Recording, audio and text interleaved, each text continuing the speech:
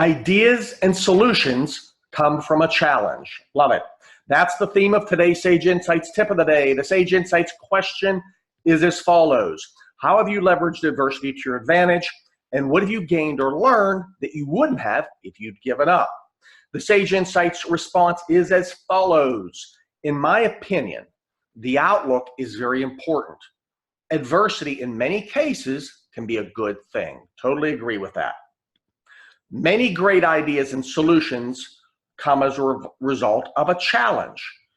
It forces us to compensate or strengthen for another area. Everyone has challenges, so it's an opportunity to excel and compete and win, and a way to differentiate myself and or my team. I love that. Leveraging adversity is an opportunity to create a competitive advantage or create a point of differentiation. Love it, man. Love it.